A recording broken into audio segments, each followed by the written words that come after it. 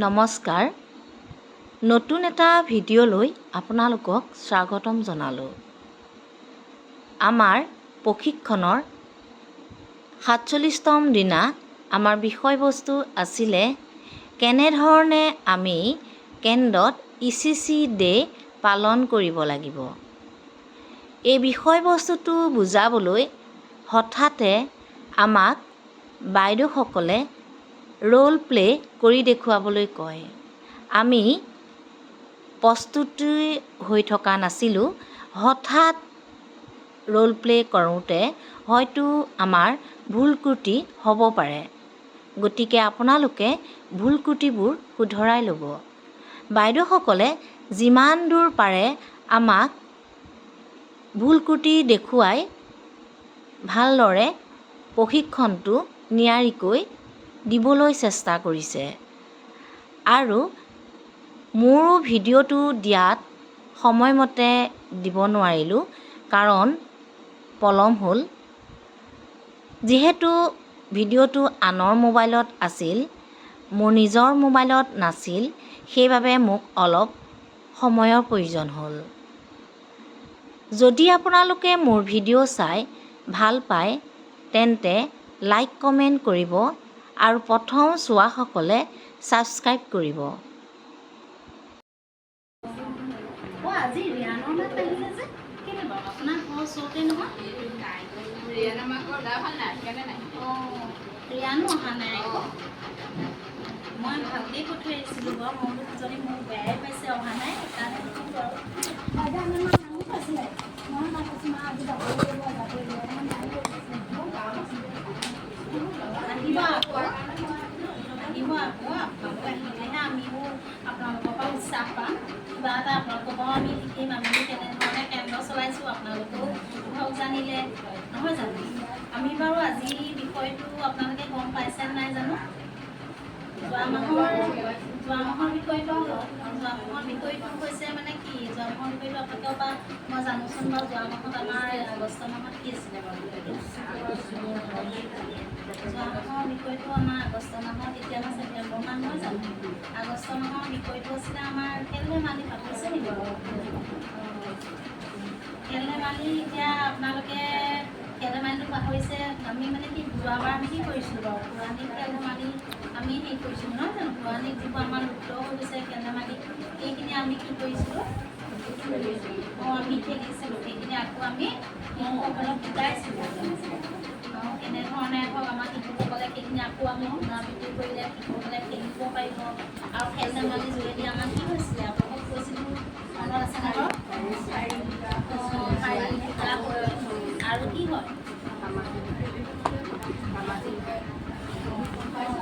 গম পাইছিলে ন? সামাজিক বিকাশ হয়। অলপ পাহৰে আৰু ঘৰৰ ব্যস্ততা হৈ গৈছে যে। তথাপিও আপোনালোকে এইকেইটা কথা অকণমান মনত ৰাখিব, তেতিয়া আমিও ধৰক কিবা এটা হ'ব সজাগ কৰাৰ কাৰণে আমিও এটা ফূৰ্তি পাম, আনন্দ পাম। আমাৰ পৰা যে কিবা এটা আপোনালোকে শিকিছে। আকৌ আপোনালোকেও ধৰক ইমান ধুনীয়া ধুনীয়া সাধু কয়, নহয় জানো? আপোনালোকেও সাধু এটা কেতিয়াবা ক'বহি আমাৰ কেন্দ্ৰত, আমি বনাই খোৱা কথা কওক। এতিয়া এই মাহৰ আমাৰ বিষয়বস্তু আপোনালোকে গম পাইছে নহয় চাগে? এই মাহৰ আমাৰ বিষয়বস্তু আছে পৰিপুষ্টি। এতিয়া পৰিপুষ্টি বা আপোনালোকে চাগে গম পাইছে নাপাইছে বা আজিকালি কিতাপবোৰ প্ৰবন্ধা চলি আছে, নহয় জানো? এতিয়া আমাৰ ছেপ্টেম্বৰ মাহ হ'ব, কিবা এটা আমি অনুষ্ঠান ইতিমধ্যে পাতিছিলোঁ। আপোনালোকে গম পাইছেনে পৰিপুষ্টি কি বাৰু? আপোনাৰ পৰা কওকচোন বাৰু পৰিপুষ্টি আপুনি কি বুলি ভাবে?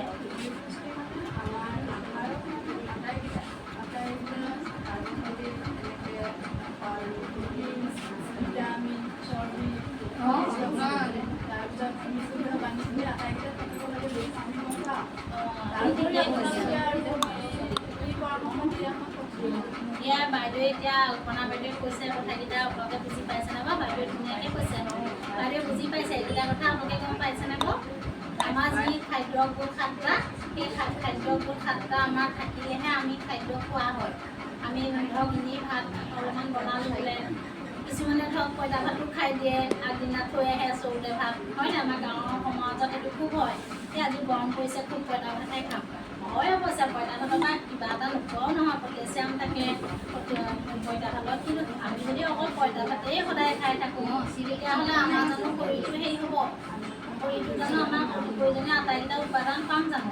নাপাম নহয়। সেইকাৰণে আমাৰ আটাইকেইটা যিকেইটা আপোনালোকক কৈ আছোঁ, আজিৰ দিনাখন আমাৰ শিবিৰখন হৈ গ'ল হয় নাই বাৰু? পৰিপুষ্টিৰ ওপৰত আমি শিবিৰ এখন পাতিছিলোঁ, সেইদিনাখনো আপোনালোকক বুজাইছিলোঁ আৰু সেইদিনাখন কৈছিলোঁ যে 7টা গোট আমাৰ কেনেধৰণৰ আছে। মই এখন পিৰামিডৰ চাৰ্ট বনাই থৈছোঁ, চাবচোন। এইখন পিৰামিডৰ চাৰ্ট হয় নাই বাৰু?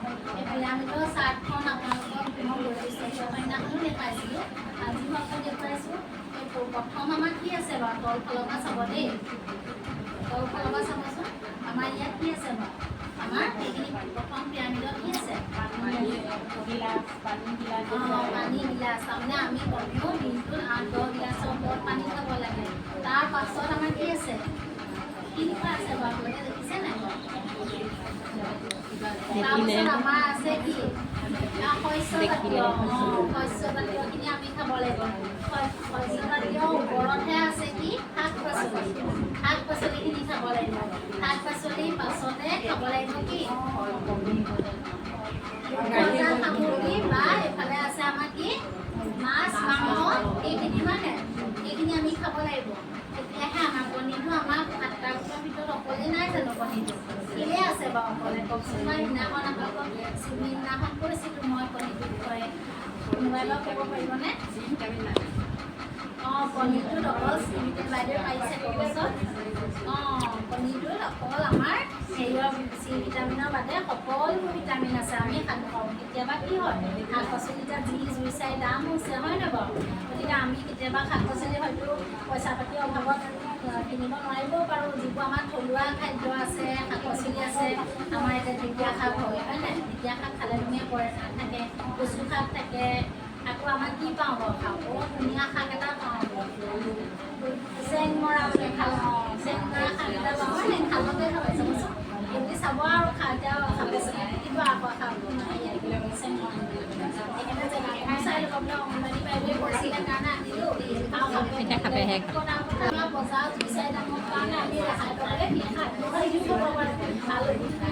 আপুনি বনাই খাবচোন।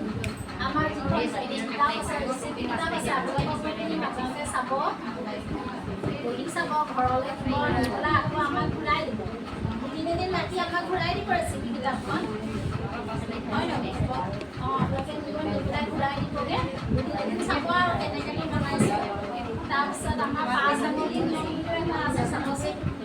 আপোনালোকক এইখন পাঁচ আঙুলি চোৱা নাই? 5 আঙুলি নিয়ম আছে নাই? 5 আঙুলি নিয়ম আপোনালোকে গম পাইছেনে? 5 আঙুলি নিয়ম মানে কি হয়? সেইদিনাখনো কৈছোঁ, আজিও কৈছোঁ।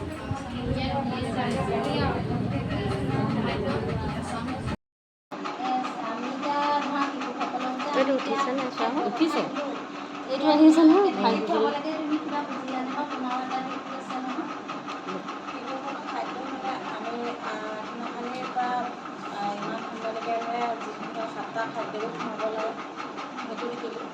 আগতে জনা নাছিলোঁ, মই নাখাওঁ বৰকৈ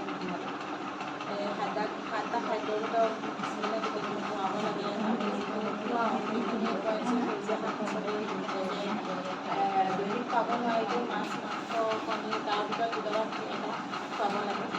এনেকৈ কৰিব লাগে। ভালদৰে বুজি পাব সেইখিনি ভালে যে শিশুটো মানে সম্পূৰ্ণ ভালদৰে বিকাশ হ'ব। সেইখিনি কথা জানিলোঁ মানে আগতে আহিছিলোঁ কাৰণে জনা নাছিলোঁ বাৰু।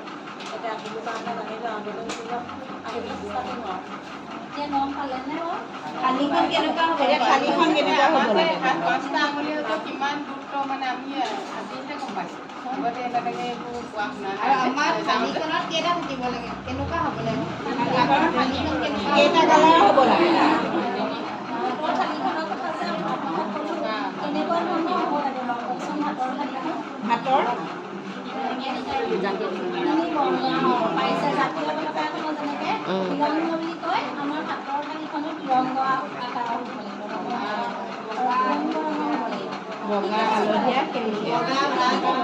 বগা, হালধীয়া, সেউজীয়া শাক পাচলি, হালধীয়া দাইল শৰাইটো দিয়ক আৰু পঠিয়াই মিটিঙলৈ অহাৰ কাৰণে। ইমান ধুনীয়াকৈ কথাখিনি বুজি পালে আৰু আপোনালোকে যে আহি মোৰ মিটিংখনত ইমান মূল্যৱান সময় যোগদান কৰি পেলাই মোৰ ওচৰত বহি থাকিলে, ৰাষ্ট্ৰীয় সংগীতেৰে আজি সভা ধন্যবাদ দিছোঁ। পিছত